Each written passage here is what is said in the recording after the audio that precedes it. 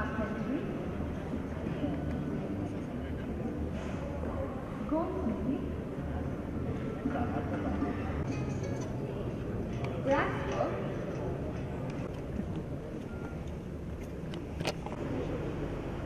Cam, okay. He is the Emeritus Professor and a founder and director of Learning Cities International. And that's a company that advises on urban growth management and investment in education. And before I proceed on to his more achievements in his life, I would like to welcome the speakers on stage. So kindly give a warm welcome to Ms. Marina Clemencia-Vices.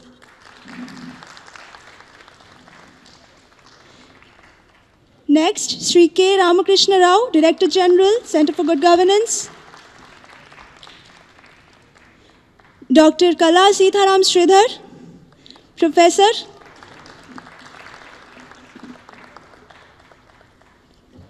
Kindly be on stage, ma'am. And we have another speaker, Dr. Abad. She is the Councillor of Tehran Municipality. She's on the way, so we are yet to welcome her. So, okay, now I would like to introduce again Professor David Wilmot. He has worked for the Australian government in setting up a regional governance framework and for the New South Wales government for Sydney's Metropolitan Planning and Infrastructure Coordination. Not only that, he was the Pro Vice Chancellor for Governance at RMIT University and is now convener of a course in urban governance and decision-making at the University of New South Wales. As an urban planner, he has worked with the Metropolis Association on its commissions for metropolitan performance management and also on urban growth management, and was on the board of the UN Global Compact Cities Program. So we all see his achievements and the honorable person we have on dais. So please, I request all of you to give a warm welcome again to the moderator and to all our distinguished speakers. With this, I hand over the stage to the moderator to introduce with our eminent speakers. Good morning, ladies and gentlemen. Welcome to the third session on urban governance at this tremendous combination of conference people. It's hosted by the Center for Good Government in Hyderabad, and I thank them for their hosting and their very useful concept paper, which is in your program.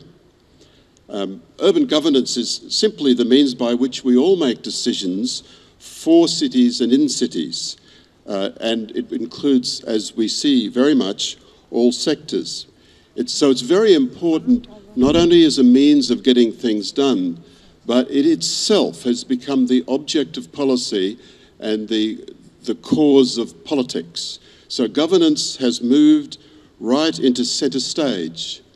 The modern form of governance that we use for cities really owed a lot of its origins to the reinventing government movement, which came from somewhat conservative side of politics, looking at the growth of government and the growth of government functions, seeking smaller, leaner government and seeking to harness the energies and talents of the civil society and private sector in communities. This has gone very strongly into the international scene and has been promulgated as a global practice in many ways around the world.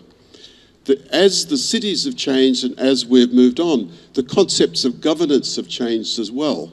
So we're now looking less at consolidated, comprehensive forms of government in the old state form, and rather forms of network governance or collaborative governance. Yesterday in the Smart Cities program, we saw all sorts of tools and directions for which smart network governance can be achieved and promote the broader causes of cities. But sometimes network governance gets confused. There are many stakeholders, lines of accountability aren't always so clear, and the complexity of urban problems becomes reflected in the complexity of governance networks.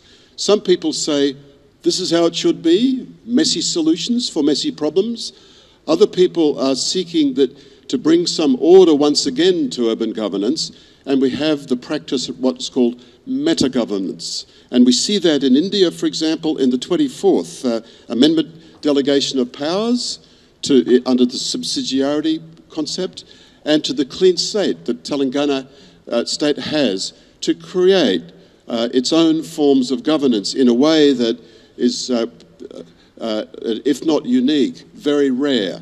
So it's a good time for us to be thinking not only at how government works in practice, but what are the norms of government? What is good governance? And that has been a theme promoted particularly strongly by UN Habitat's global campaign, by Metropolis itself being a strong actor in this field, and by many other organisations, and it is a key part of the build-up towards Habitat 3 that we've been looking at in this conference. The norms by which we seek good governance, while they might vary, they form a relatively widely agreed cluster. We have sustainability, subsidiarity, that is, the decisions are taken at the level of competence best able to solve the problem, efficiency and effectiveness, equity, transparency, accountability, engagement and inclusion, security. We often disagree around those priorities that aren't always consistent. There is also some degree of disagreement about their universality, the universality of human rights versus the comparative and specific character of human rights, for example. So these norms are themselves changing. But today we are going to focus on those norms.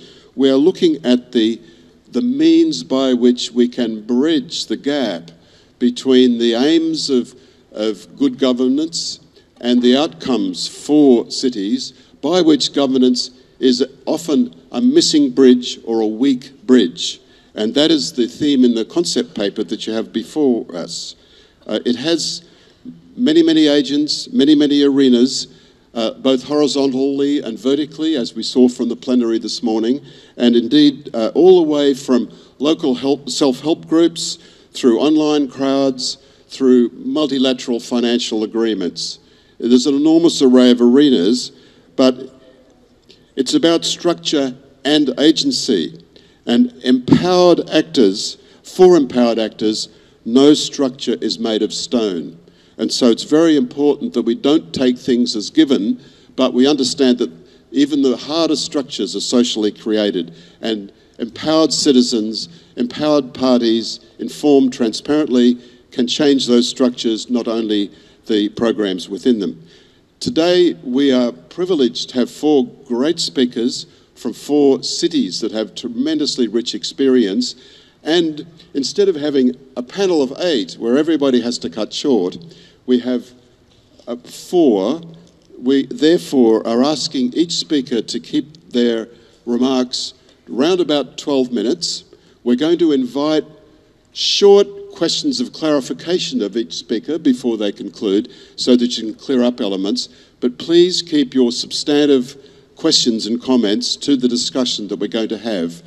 This is an ideal format, I think, for that discussion. Without further ado, I'd like first to introduce the representative of our host today, Mr. K. Ramakrishnan Rao, who's Director General of the Centre for Good Governance. Mr. Rao has been an IAS officer since 1991, and he's currently the director of the centre in Hyderabad, which has a national influence right across the country. He's worked in the tribal areas of Visakhapatnam district as project officer, as collector in Adilabad and Guntur districts. He has a broad range of grassroots experience as well as senior level of experience. He received the National Literacy Award for an innovative PPP project in improving adult literacy by using computers in partnership with TCS. He has academic qualifications from IIT Kanpur, IIT Delhi, and from Duke University in the USA. I welcome Mr. Ramakrishna Rao. Thank you. Good afternoon, friends, distinguished academicians and practitioners on the dais, and all the people who have come for the meeting here today, the Metropolitan Conference here today. I welcome you all to Hyderabad, and I deem it as a privilege to be a knowledge partner for this 11th Metropolis. Now, friends, I will just quickly run through some of the areas in which the Center for Good Governance has experience in providing solutions in the urban area, and broadly touch upon the principles and themes which are there, which are going to be used in the urban governance. Now, governance, as most of you might be aware, it extends beyond government. It just doesn't stop with what happens within the government. There are other players and other actors who are actually involved. And in fact, one of the nice definitions that I found by the World Bank is that it says that the traditions and institutions by which authority is exercised for the common good. So it speaks about the legal arrangements, it speaks about the traditions and institutions, so through which the authority is exercised. Can I just, yeah, okay. So therefore, so it goes beyond the government per se, and involves all the other actors also. So therefore, if you see this, so you have broadly three different kind of institutions or players who would say, who would be involved. Excuse me, can you just?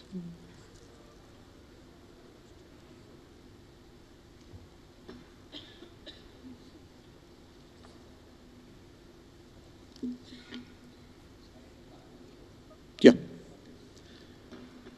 So you have the institutions which are created by the state, the municipal bodies, the urban local bodies, which are created by constitution, by law, and then the broad economic environment in which they operate.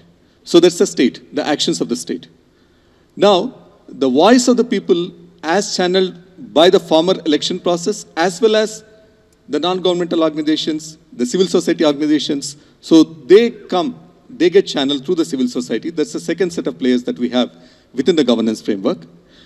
And then the services in the urban areas are not just provided by the government, by the urban local bodies, but then the services are provided by private players who are oftentimes regulated, sometimes not regulated.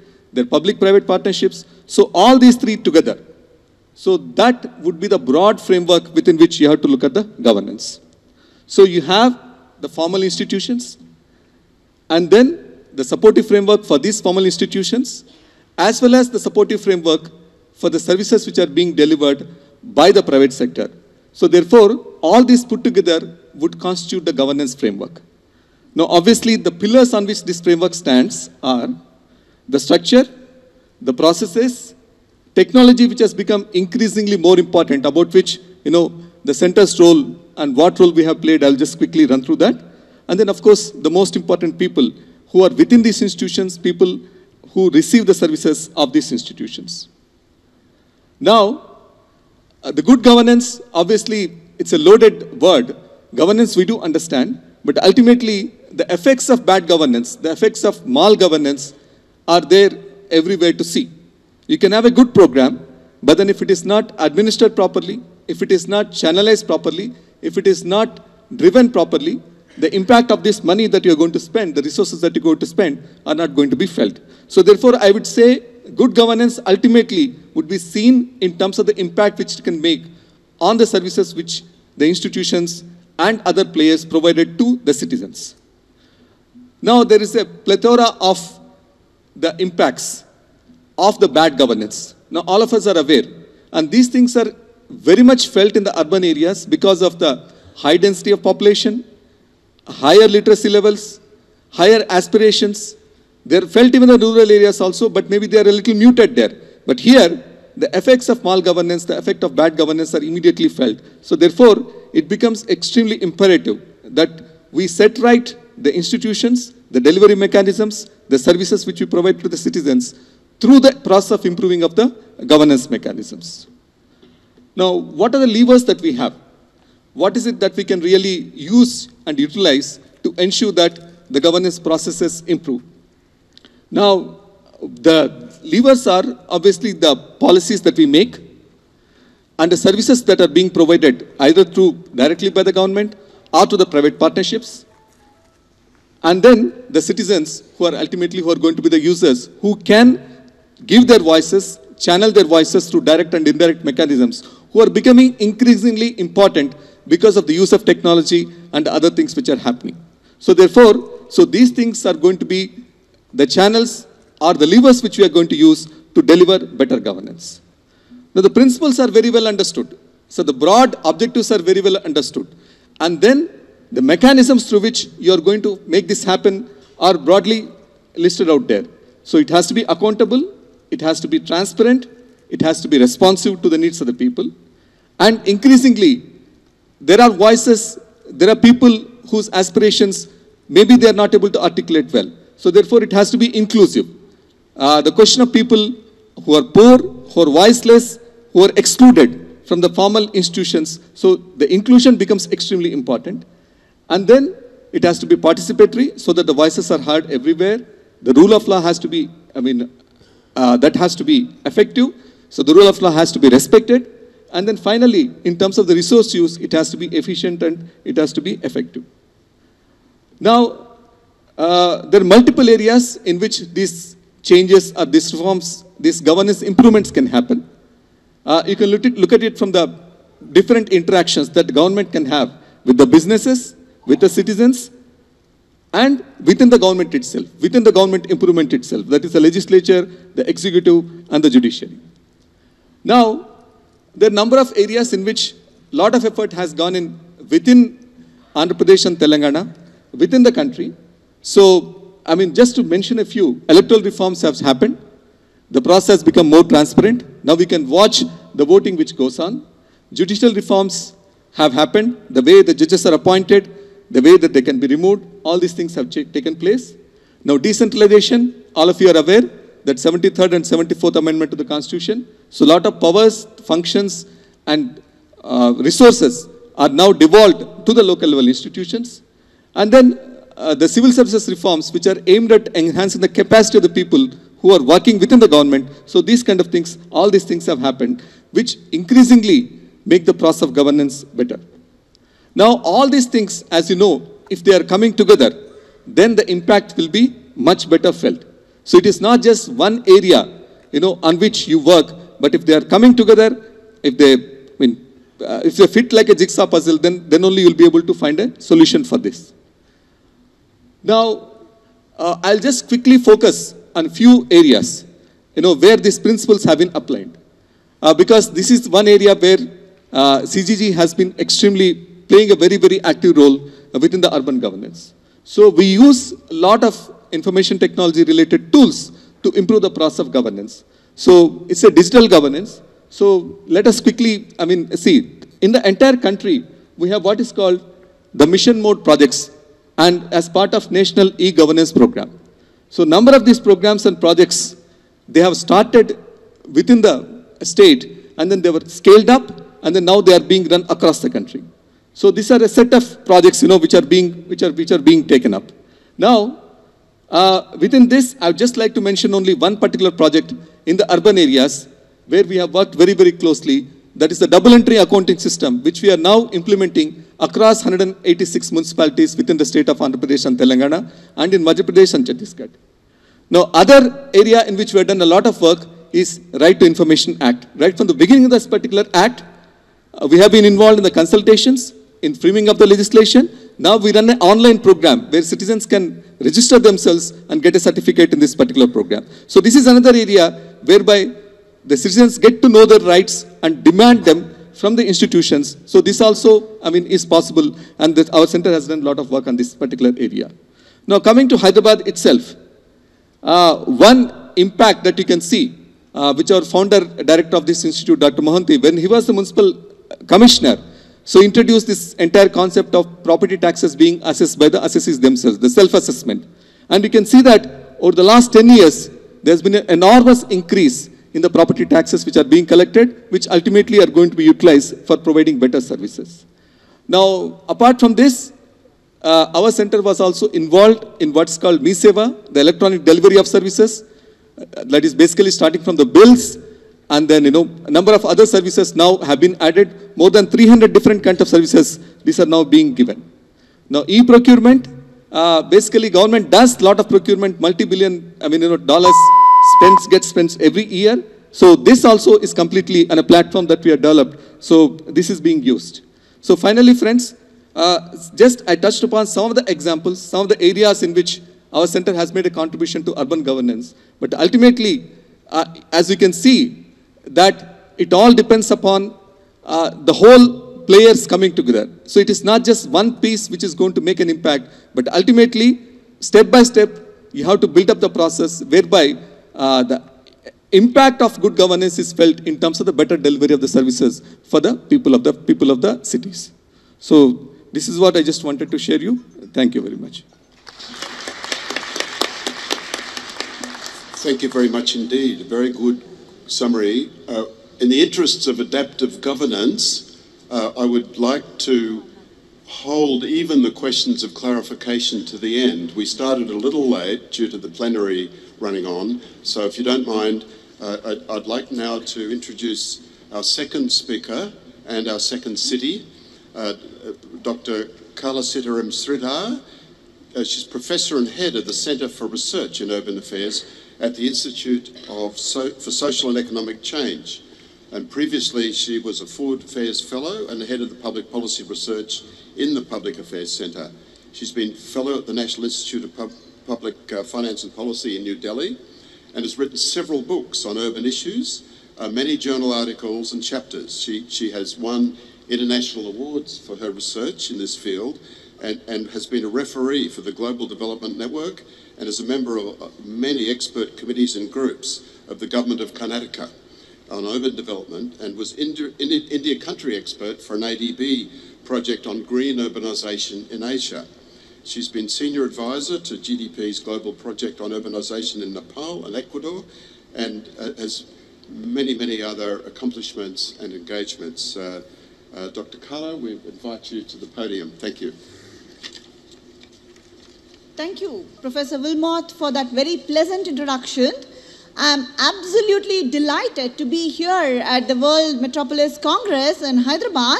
And before I start talking, I would like to thank the Center for Good Governance, the GHMC, and several other organizers of the 11th Metropolis World Congress for inviting me to speak at a very, very timely and on a very thoughtful topic. And I'm going to talk about the state of public services in India cities and also some conceptual framework for understanding their fiscal health. So in this, I should say that a majority, half of my presentation on the fiscal health is drawn upon from a World Bank study which I worked on when I was at the National Institute of Public Finance and Policy in New Delhi.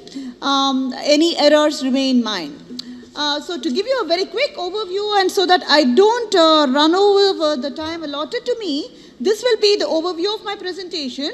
I would like to summarize some basic data about the major Indian cities in terms of their demographics and some intriguing facts about their finances and a contrast to present the state of urban public services in those cities.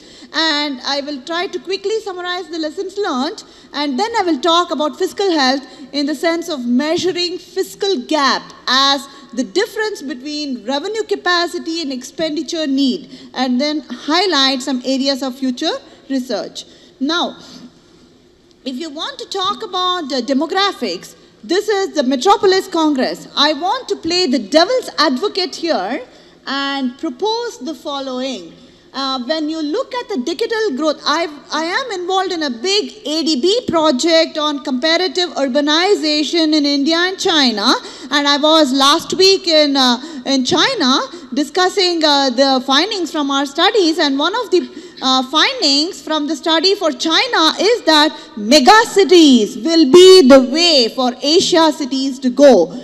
But what we find here is that megacities, the growth of megacities growth in India at least has tapered off, and small and mid-tier cities basically are the way to go.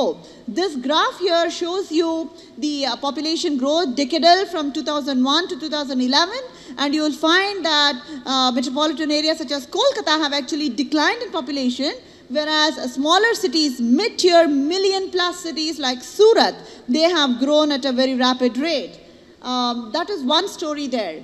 The second story I would like to convey here is when you look at population per ward, this is meant to be the measure of the optimum size of a certain population to deliver services effectively. And there is a lot of conjectures about what is the optimum size of a population ward. When you look at population per ward in the mega cities, again, they are all over 60,000 and 40,000, Chennai being the only exception. But when you look at the smaller mid-tier cities, there, the bottom blue bars that you see, the population per ward is all measured in thousands, and with the exception of Surat, which has over 100,000 people per ward, all the other smaller cities have actually 26 or 23,000 people per ward, which is more conducive for effective service delivery. I'll come back to this a little bit later if the time permits me. And this is something I want to just present. This is sexual composition of workers in India cities as of Census 2001. Census 2011 has not yet released these data for the concerned cities. So as we all assume, India's silent service sector revolution has consumed the cities as well. So you will find that a majority of workers in India cities, including Mumbai, Kolkata, which are financial centers, they are service sector concentrated. Now, this is one other part of my presentation that I want to focus upon, is that when you look at own source revenues that the cities have access to, Mumbai is the only city which is kind of financially independent. We have been talking about the 74th Constitutional Amendment Act, which recognized cities in India as a formal third tier of government. And this is the situation of their reliability. And Mumbai, because it has access to a highly distortionary tax called as octroi, that it is able to be financially independent, and the other cities do not really have that. And cities like Kolkata are basically dependent on transfers to the most part. Now, this is also another intriguing fact that I want to present. This study, this presents some data disparities between revenues and capital expenditures per capita, again in the mega cities of our country, and you will find that all the cities here have per capita revenue receipts much higher than the capital expenditures that they apparently incur on all public services. So there is a balanced budget amendment rule which requires cities to not spend over what they earn, but what they are spending here is way below what they earn. And what is really the casualty here? Public services. So now I want to present the state of water supply, some basic services like water supply and sanitation and solid waste management. And when you look at this availability of water supply across the mega cities and the mid-tier cities, actually the mega cities, some of the mega cities like Delhi and Mumbai do well. Why? Because of the institutional arrangements to provide water supply in those cities. It is basically not an urban local body, but a parastatal entity like the Water Supply and Sewerage Board in Delhi that basically provides water supply. In Mumbai, it's a municipal corporation. But again, Mumbai has the octroi. So I would place a lot of confidence in that. And in the bottom panel, you see all the mid-tier cities, the blue bars, basically they are all, the National Commission on Urbanization in India specifies 135 liters per capita daily. And they all, I think, are around that. And you would like to note that all the mid-tier cities in the bottom panel are those in which the urban local bodies provide the service, not parastatal entities as in the case of some of the mega cities like Delhi or Chennai. Now, what is the state of solid waste management and collection? And you will find that Surat leads the pack, but some of the mega cities are really very lagging behind this, and we could not even get adequate data to present that in the form of a slide. Now, I want to present some data on million plus cities with million plus population which have the highest proportion of slums. and there are several cities from Andhra Pradesh and Telangana which figure in this. Greater Visakhapatnam is the highest, and Mumbai has 41%. And this slide should go with a disclaimer for those of you who are not from India that there are a lot of slums which have a non-poor population, as in the case of Mumbai, and there are a lot of poor who live outside of the slums. So that disclaimer should be taken along with this slide. Now, this is a quick picture of sanitation in the mid-tier cities of India. And no surprise, Vizag, Visakhapatnam, although has the maximum proportion of slum households in the city, it is actually relatively better when compared to the other cities in providing sanitation to households in slums. So in the sense that it had 78% had sanitation facility available. Now, this is one air quality picture which I would like to present here.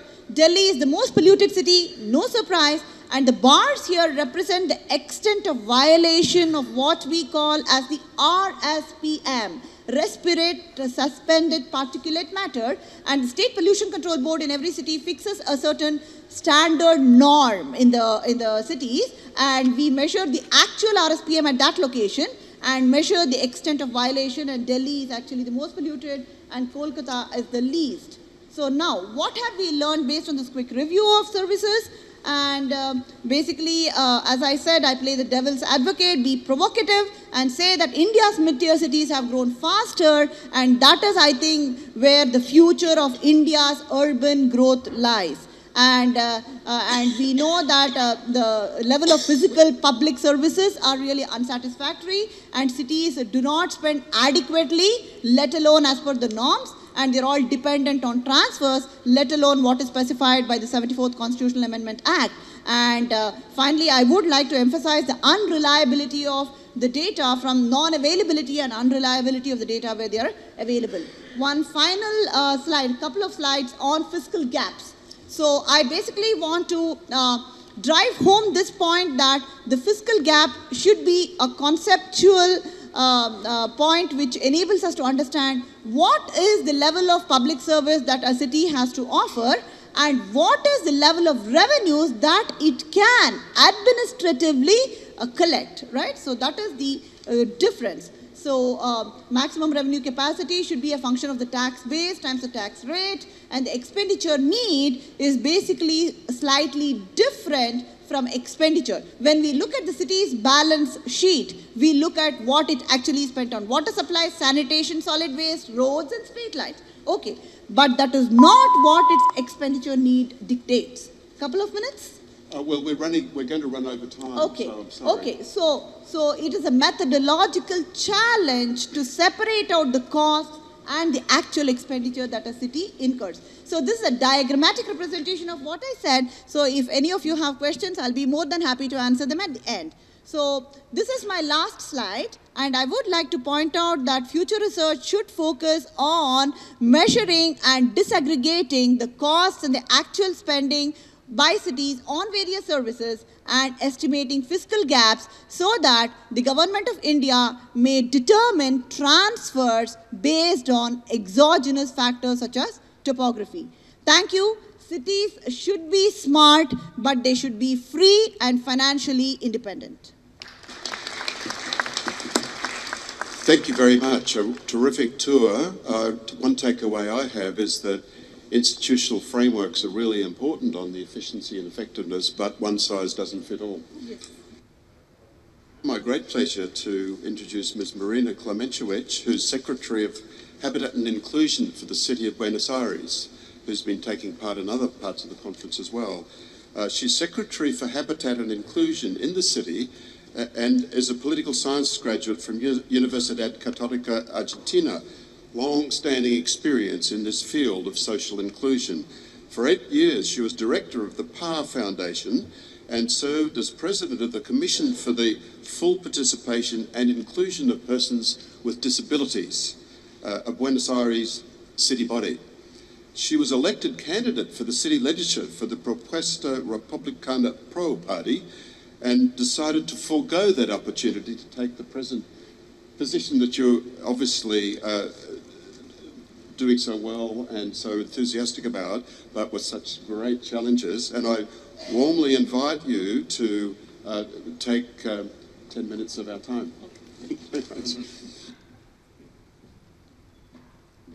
Well, good morning. I'm so happy and thankful for Metropolis and the professor and the speakers and you that came today to listen our knowledge or our experience. I'm from Buenos Aires City. Buenos Aires City is the capital city of Argentina, a country that is in South America, a country of 40 million of Argentine people living. In Buenos Aires City, 3 million people live in our city. And what do I do? What is the Secretary of Habitat and Inclusion? Basically, this secretary was created with 2 main objectives. One is to integrate the informal settlements into the city, and the second objective was to overcome the north and south fragmentation and inequality that exists in Buenos Aires City. Basically, my work is in the slums, in the informal city where all the slums are most there. What are our objectives? To improve infrastructure, generate and recover public spaces, promote urban interconnectivity, access to housing, land ownership regularization, and promote inclusion. Which are our challenges in these slums and in these informal cities? We have city fragmentation, unequal access to public services, fragmented state policies, informal land tenure, informal real estate market, insecurity, drugs, and sales and consumption. In Argentina, we have a lot of growth of all the narcotic system coming and installing in Argentina, and an unlimited growth of the informal city. So, how is our approach of good governance in this context we have in Argentina? In Buenos Aires City. Here you'll see the map of Buenos Aires City where 3 million people live, but 3 million more come every day to our city to live the city because they work in the city in all the metropolitan area. So all the slums are located in the southern part of the city, as you can see. But first of all, the first approach and the first decision we made was to create these territorial units of urban inclusion. Taking what just now the last speaker was telling us, that poor people not only live in slums, well, this also happens in Argentina.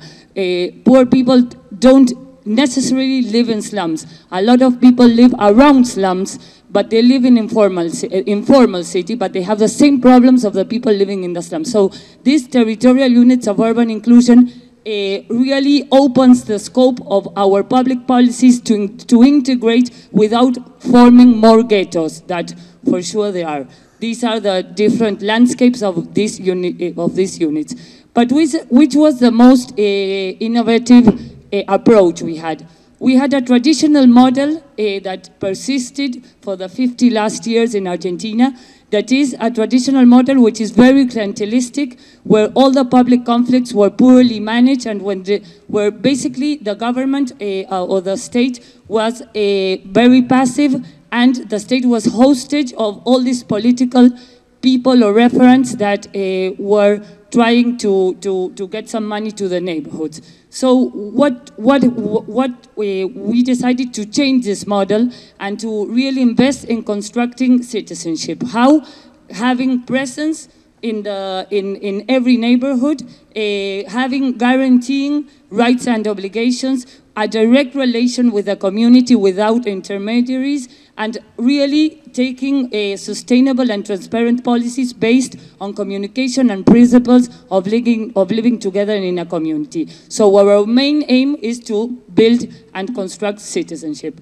So which is our approach to good governance? We think we have a holistic approach where these words are basically our main objectives. Promote participation, transparency, responsiveness, consensus, orientation, proximity, equity, effectiveness and efficiency, social empowerment, and support of grassroots organizations. How do we try to take along this good governance approach? First of all, promoting community participation. We have permanent roundtables trying to get consensus on the projects, giving support to local NGOs, formal, informal organizations, and working with companies, private companies and universities getting involved in these public policies. We have a lot and a program of communication based in trying to build awareness and understanding directly with the neighborhoods. And basically, why do we do all this? Because we think it's to really have a policy of good governance is worthwhile to bring people together and promote participation, to create peer groups, to promote healthy behaviors in the public spaces, to generate meeting spaces. So those are our main objectives of the good governance. How do we do it? First of all, building good governance for us is basically to have territorial presence, to build the state from the neighborhood, promoting citizenship, coordination, and cohesion.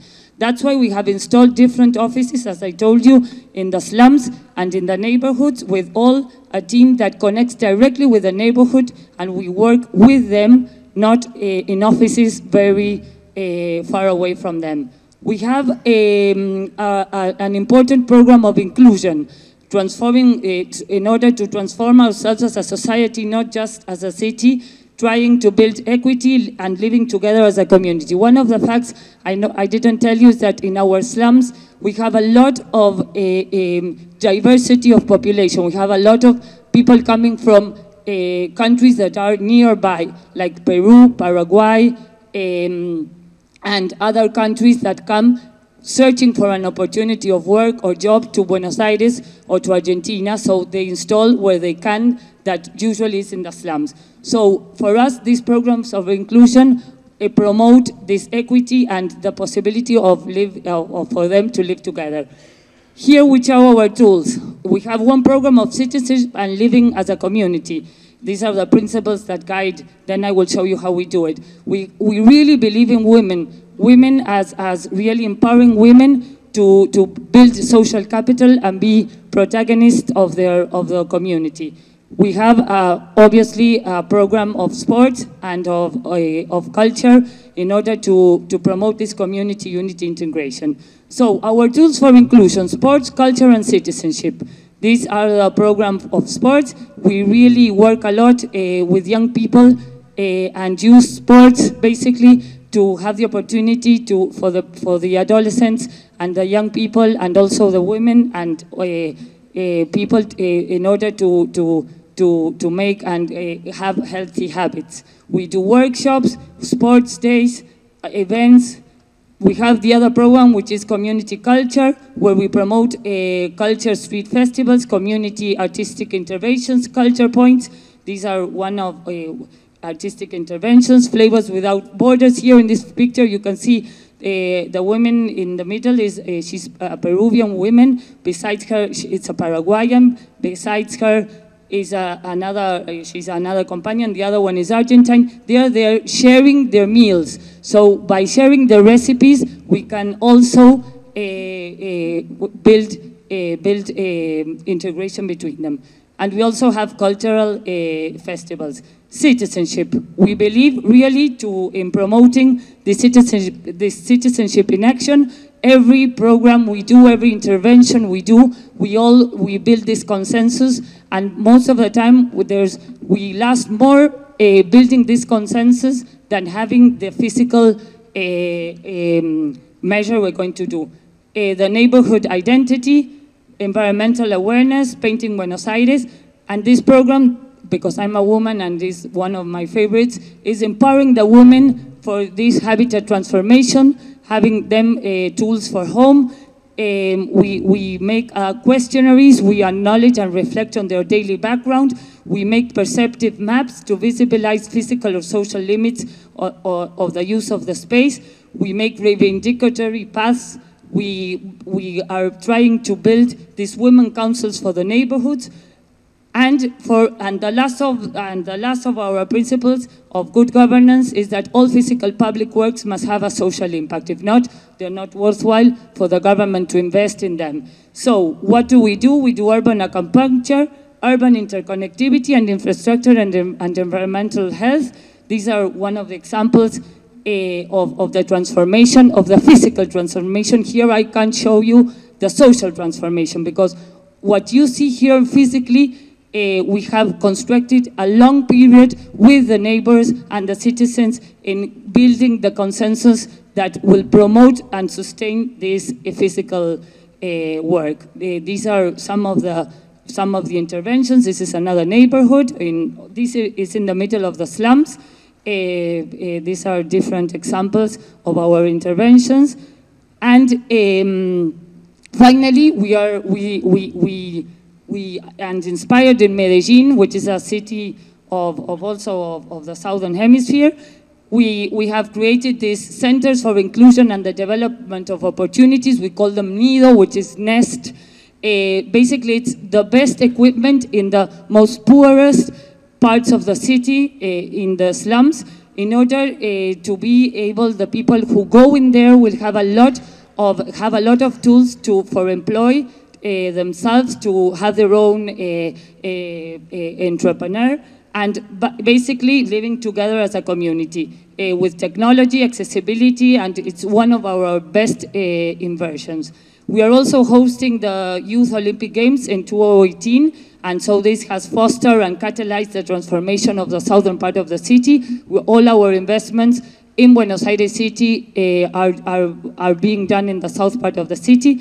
This is part of our achievements, and we really believe that it's one of our greatest challenges is to transform ourselves as a society, not just as a city, because we think that as a local government, we have a lot of importance in building a society that can really believe in these principles and be protagonist of the changes we need to be. I have a small video. Could I show it quickly?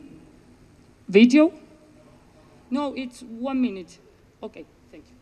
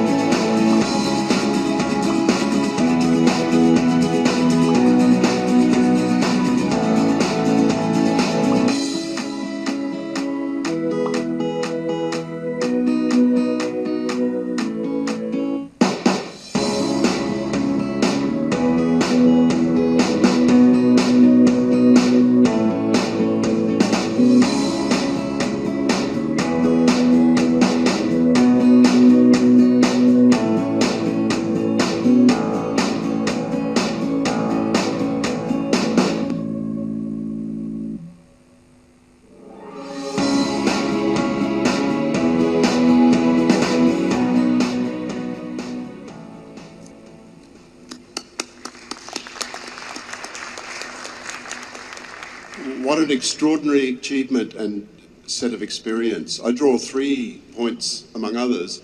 One is that the actions for inclusion are within reach of any city, rich and poor. And so there's a wealth of possibilities in that presentation.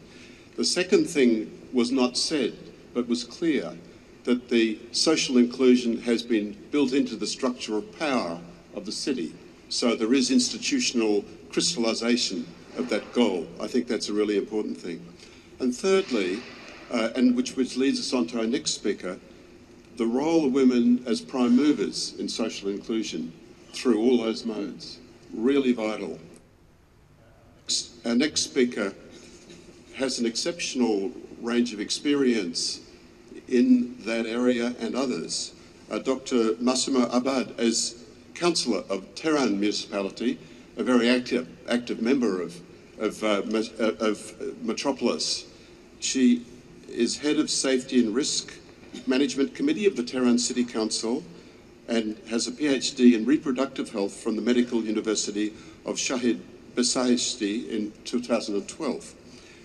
I just want to touch upon some of her urban governance experiences to give you a feel for the arenas of action that she has been active in.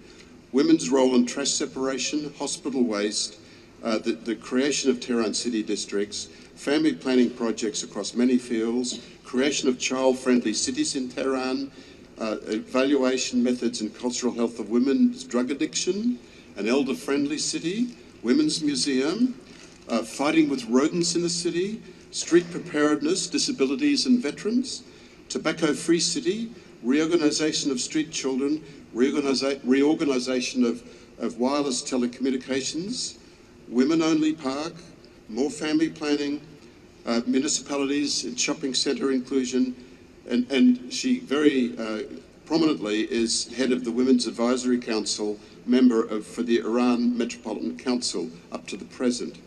She's represented the city and the country in many important conferences and has been a publisher of medical books since year 2000. Dr. Abad, welcome to the meeting. Thank you.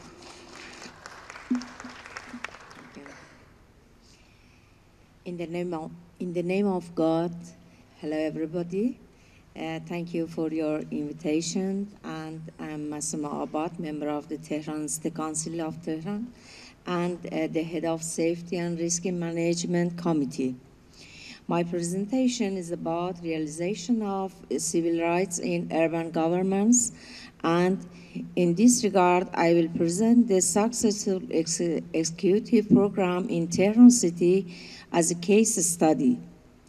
In this presentation, I will talk about these things. First of all, an introduction about urban challenges and suggestion guidelines would be presented.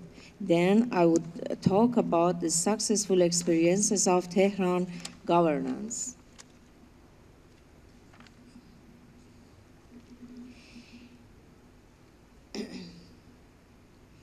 In my opinion, cities for all means equality of opportunity and respect for the dignity of all persons residing in the city, including children, elderly, poor physical or mental disability, and even addicted.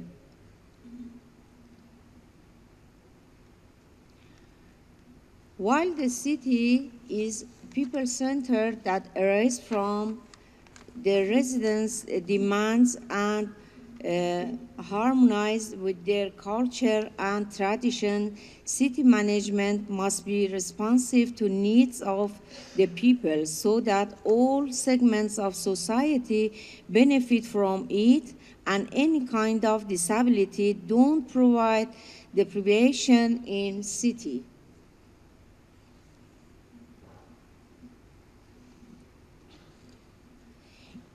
In urban management, the three elements of sense of security, social partnership, and self-respect are known as triangle of human bliss.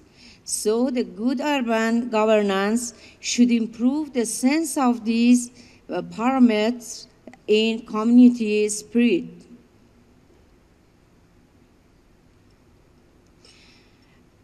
About the link of Millennium Development Goals and human rights in development, Richard Litz said that, and the MDG can be viewed as two sides of the same coin, mutually supportive of a common agenda to eradicate poverty in its many manifestations.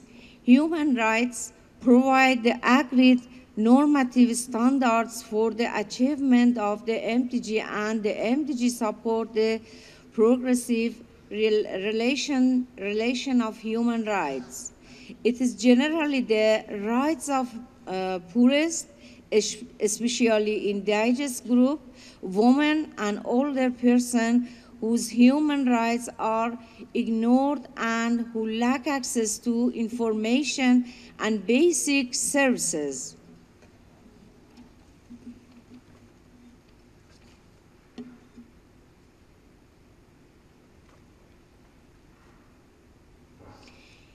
In lack of proper governance cause imbalance, unemployment, poor service delivery, and deteriorating public finance, a lack of involvement of civil society, lack of user feedback mechanisms, inefficient plan implementation, inadequate focus on people, impact corruptions.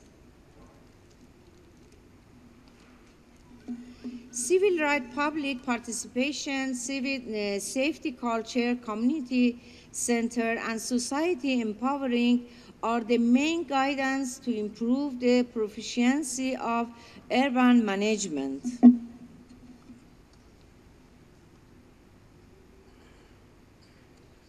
Here are some of the successful experiences in increase the public participation in Tehran, including implementation of some law and schemes, including providing convenient routes for disabled, executive the Health and Family Adjustment Program, presenting health and culture strategy for addiction women, bookkeeping of labor, applying plans, disposal container in municipalities, sales center, deal with rodents, plethora, bookkeeping of hazardous hospital waste, and implementing the principles of safe community.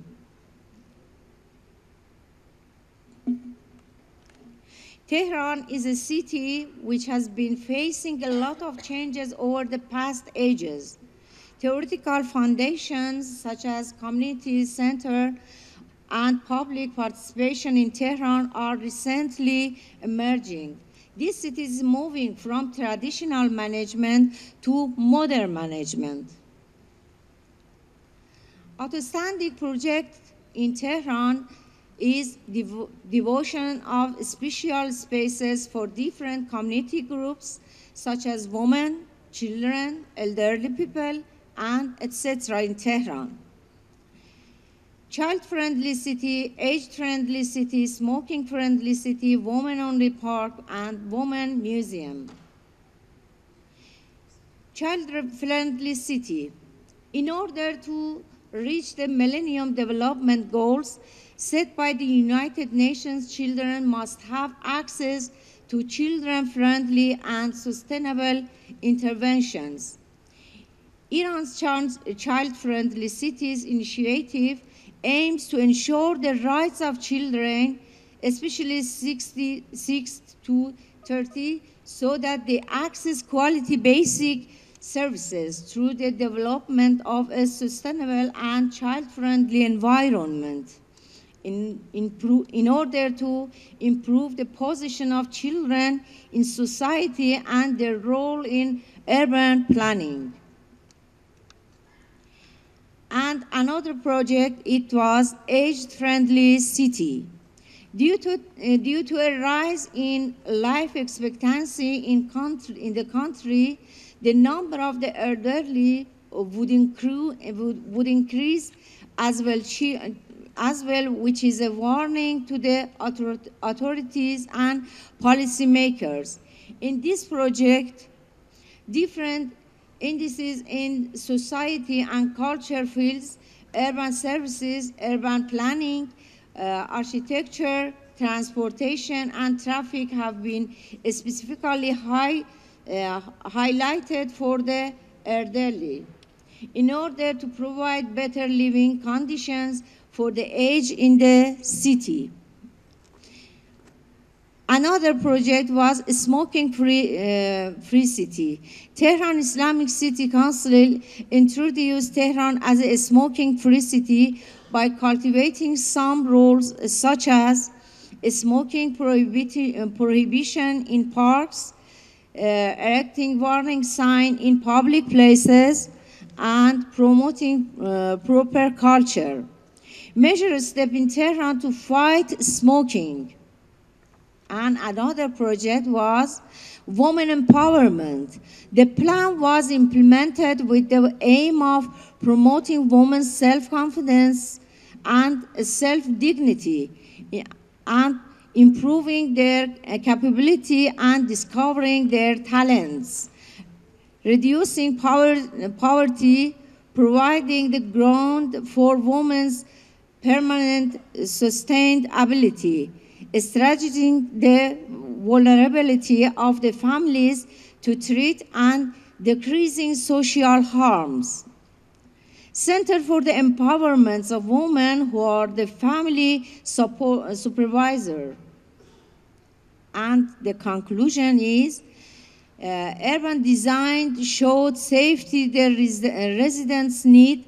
Thus, it is necessary to increase public participation in the field of urban management. Cities should be constructed and operated in accordance with the needs of the segment of the society. So, since people are more aware of their priorities, a city could be instructed and maintained well based on people's opinion. The approach of urban management shouldn't be a top-down. The hierarchy of urban management should be followed from the lowest level, means consumer, to the highest managing and decision-making level.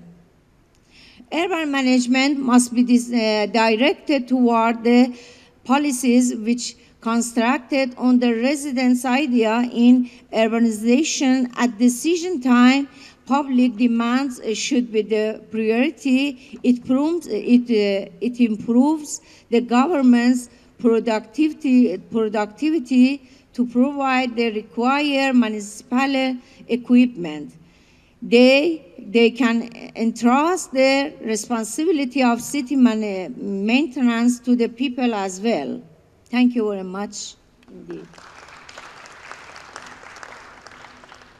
Thank you very much for a comprehensive, systematic look at a lot of action at the grassroots and at the city level and in society. Thank you.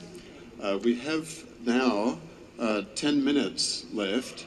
At the end of those 10 minutes, I might put a vote to you as to whether you want to go 5 minutes further, but at least we have 10 minutes for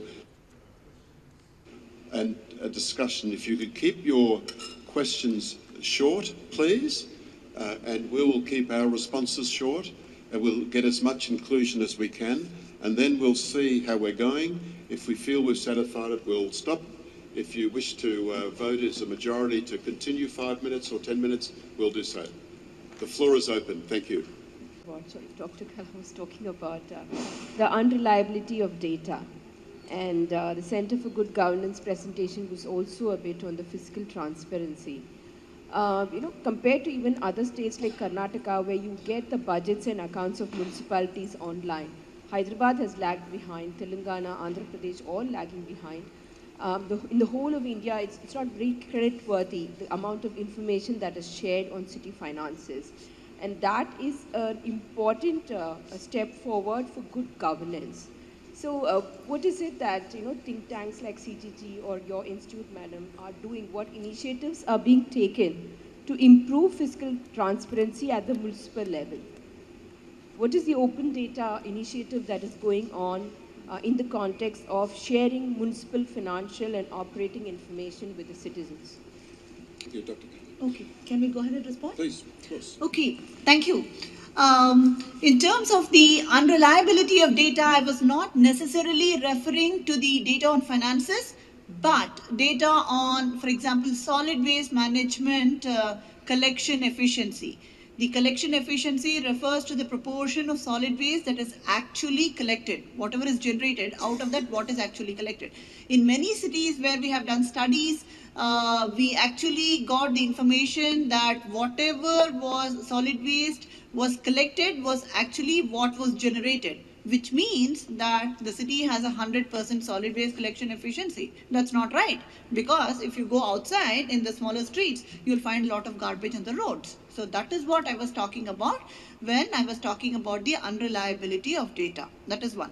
The second issue that you raised is about what initiatives my center is taking to ensure greater transparency.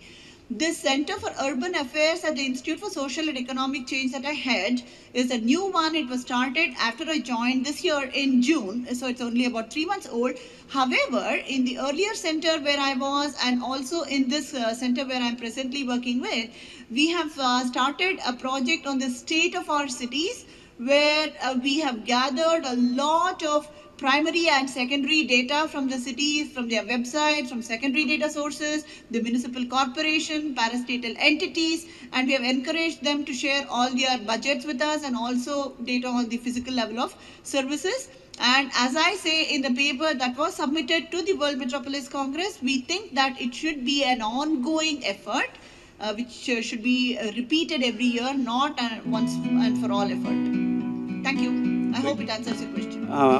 Madam and sir, in urban governance, normally the human resources are taking place, which is having a very crucial role. What do you think about the promotion of the skills and levels regarding urban governance in all aspects of the administration, regarding bodies, all types of bodies of the government? Thank you. So was that to Dr. Kala? Yeah, any one of you, sir. No problem. I think I will. Oh, go ahead. Yeah, I will take it. Yeah. There is a lot of attention which is increasingly being paid to train the people. For instance, one thing which I can immediately think of where my center was involved is the training of the accountants in the municipal areas. The accounts officers as a cadre did not exist some time back, but then when we wanted to introduce the double entry accounting system, all the local bodies, they said, that we don't have these people. So therefore they had to be recruited, they had to be trained, and then they had to be put on the job. But having said that, in the priority of things, somehow training seems to be getting doesn't get the top priority, because day to day there's so much of firefighting which happens in the urban local bodies that enhancing the skills, improving and finding out what are the best practices.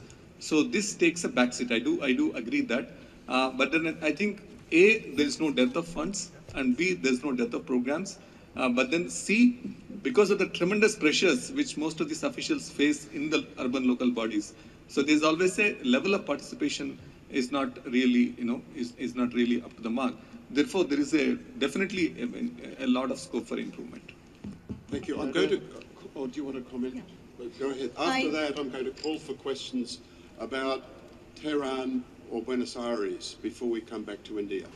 So, I just wanted to add that there is also a National Skill Development Corporation, which is in the business of training people. And I'm glad that this gentleman raised this issue of human capital, because cities are really dense and there is a lot of impacts of density on productivity, and a lot of that relies on skill building. And that is, I think, a major cause of mismatch between availability and supply of jobs. Thank you. Thank you. Are there questions on Tehran, or would you mind just, let's see if somebody has a question on our two visiting cities.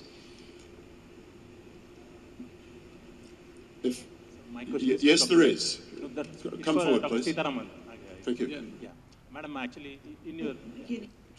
It's Dr. Sitaraman. Madam, good afternoon. I'm Radhakrishnan Raju from Center for Good Governance, madam. In your Sorry, is your question on Tehran or No. Buenos Aires? No. Could we just call for any questions before we clear the deck? Hello. Thank you. Yes, my question is directed to Marina. In terms of the new model, when it comes to public participation, I just want to know whether the people in their local areas, whether they do have a right to engage on what we call concerted action against lack of service delivery. Thank you. Is that a question for our two visiting cities, shall we? Buenos Aires? Yes. And we'll ask the question. It will also equally apply to Tehran as well. Do people in the neighbourhoods have the right to change and protest against inadequate or non-delivery of services? Yes. Really, it's part of our culture, Argentine culture. People really manifest and they cut streets, and that's a very important civil movement that is taking along. So that type of participation, yes, and we have a lot of... We've been back into democracy in 1983, and since 1983 till now, all these civil movements have been growing day by day in Buenos Aires City and in all parts of Argentinian different conflicts, but yes.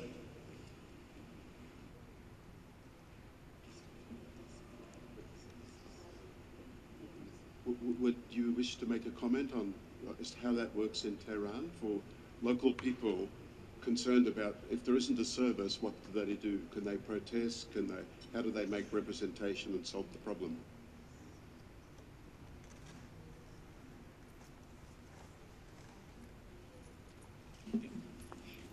I think it's the best question for me, because it's the civil right for people who live in the mega city and live together to protest to some law that is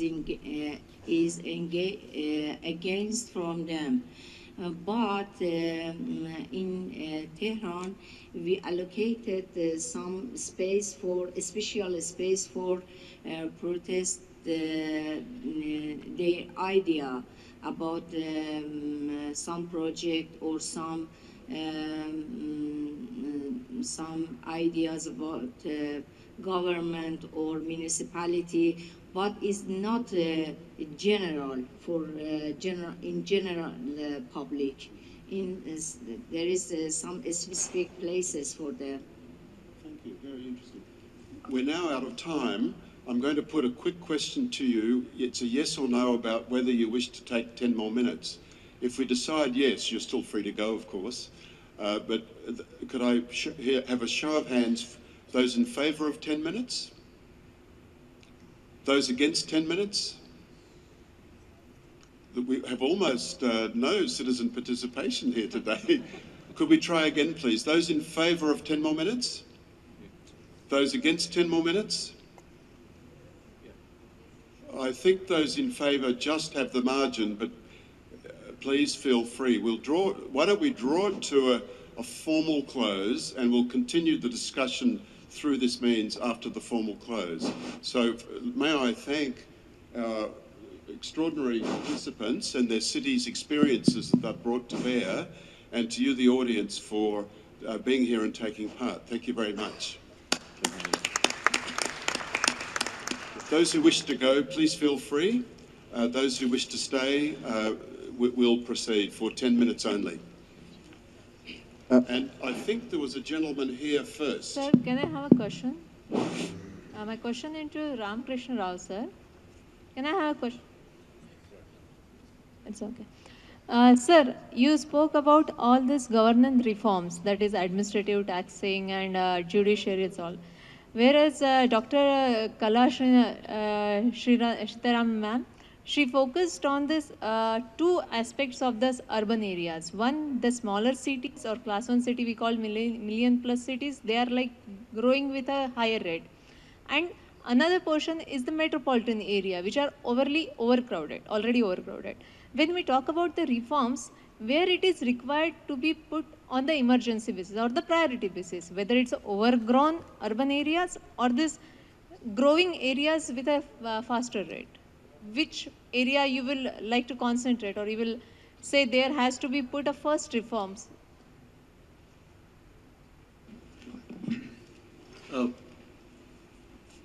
I think that's a question that we kind of, grapple with, every day. Because apart from the center, I am also the finance secretary of the state. So therefore, this question we grapple with every day, because there are competing demands from the, smaller and emerging local bodies, and then huge demands from, let's say, cities like Hyderabad and, in the S12 state, Vishakhapatnam, and then things like that. The way to look at that would be that, you need to prioritize. And what I mean by prioritization is that there are certain areas which have reached, beyond a pain point. Unless you address them immediately, there are going to be serious consequences. So therefore, those particular areas, whether they are in the metropolitan cities or in the emerging cities, you really need to address them immediately. That's how we would look at the prioritization. Like for instance, I would like to say the safety of people has become a paramount concern in many of the metropolitan cities, and safety of women in particular has become a major issue. It may not be such a big issue in the smaller urban local bodies. Therefore, the focus here may be on this kind of a pressing and immediate right now issues. But in the medium term to longer term, you need to improve the resources, you need to train up your people, you need to strengthen the institutions, so which are kind of common to both these things. So that's how we would like to prioritize. In a sense, the priorities are being thrown up by day-to-day events and then by what's happening. So therefore, you need to respond to them. So there's no way that you can run away from them. That's how we would like to look at them. But ideally, if given a choice, we'd like to address them all, but then you can't. You don't have the resources to address them all. That's how we'd look at it. Dr. Khan. That is an excellent question, and it was a very good response too by Mr. Ramakrishna Rao from a practitioner's perspective. From a theoretical perspective, I think that when you look at large cities, they should be the way to go for a developing country like India, because there are a lot of studies which show the impact of density on productivity, density on economic growth, and what are the positive impacts of density on invention, innovations, patent intensity, and so forth. But in India, for some reason, we are drawing upon the African model, and we say that we are not very optimistic about urbanization, and we try to prevent rural to urban migration, prevent congestion in large cities, and we try to have programs like Mahatma Gandhi National Rural Employment Guarantee Act, which are well intentioned, but whose objective should not be to prevent growth to large cities. What is it that we will miss if we actually focus on small towns, which we will not get when we are benefiting large cities? It is basically density. Dr. APJ Abdul Kalam was here a couple of days ago. I understand. I'm sorry I missed him. But there is one thing that he advocated, which is called as PURA, right? Provision of urban amenities to rural areas. What is it that is lacking in PURA that would be forthcoming or beneficial in urbanization? It is density again. You can by all means feel free to improve basic public services in rural areas, nothing wrong. But you will fail to reap the benefits of agglomeration that arises from density. So in theory, the way to go should be large cities, but when cities become too large, our policy makers should ideally focus on making them functional. Functional in the sense that you should not be retroactive and focus your energies on tackling congestion, for example, but your primary priority should be to improve mobility. Mobility. That makes a city productive. That makes a city functional. But I think there is a slight mismatch in the policy priorities as it relates to this. Thank you. We're near at the end of our overtime. If you have one question, sir, make it a brief panel.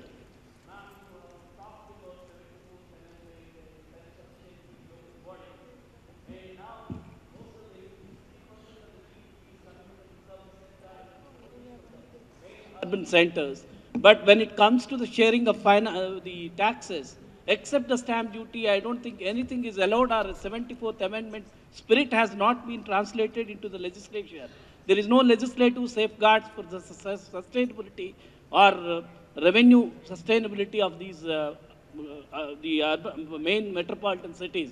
What measures you propose for that? Very good question. So my suggestion is you please read my 2009 Oxford University Press book, co-authored with O.P. Mathur on the costs and challenges of providing local urban services in India cities, in which we talk about how user charges can be made more efficient in India cities. That is one small part of the revenue handles for cities. You're very right. But the other way to improve the economic base of cities with which they can improve their tax revenue is property taxes. Property taxes should be a very, very buoyant source of revenue. Looking at the way in which property capitalization increases have been occurring in India cities with the proliferation of shopping malls, complexes and so forth. So you choose a property tax valuation method that reflects and captures this buoyancy. So for example, I mean, many cities like Kolkata, for example, they continue to rely on what we call as the annual rental method method of property valuation, which basically freezes property values by the rent control, which is an archaic and outdated law. But progressive cities like Delhi, Bangalore, they have resorted to what is called as a unit area method of property valuation, where, for example, you have a lot of balancing objectives to increase, to boost your property valuation, and that is based on objective characteristics of the property like built area, year of construction, type of construction, and so forth. And so the buoyancy of property taxes lies in that. VAT and the service tax, which generates from these city centers. And property tax, anything you relate to the property tax, it will be it will be discouraging any investment in the real estate. And we have abolished in fact, the government of India has in 1999 circulated to reform the rent control, and many rent control legislations were in fact amended. Yeah, thank you. I'm not with the Finance Commission, so I will not be able to comment on transfers from center to states and from states to local bodies on that front. But based on my presentation, what I said was that transfers from central to state, state to local governments should be based on exogenous factors which increase the costs of providing local services by cities. For example, Bangalore is located 930 meters above mean sea level. This increases the cost of providing water supply for Bangalore significantly. That's not the case with Hyderabad or some other cities. So what we are saying is that the center should provide transfers to Bangalore to compensate for that unfavorable topography. So I'm not in a position to comment on service taxes or its sharing. Thank you. Our accountability is 10 minutes. Accountability is a principle of governance. I'm afraid I'm going to draw it to a close now. If you have further questions, do please, I'm sure, approach our panel. They'd be happy, I'm sure, to discuss it with you. I'm sorry, sir, we did promise 10 minutes and we do need to bring it to a close. Thank you. So before we conclude the session, just a request, 2 minutes of your time. Firstly, we thank you all the speakers for sparing the time after their busy schedule, and all the delegates who have come from different locations to participate in this 1.5 hour deliberations. Hope the aspirations with which this session has been started we have tried reaching. If not completely, at least a step forward has been taken towards this. And I request my colleague Sumana to present a mementos to all the speakers.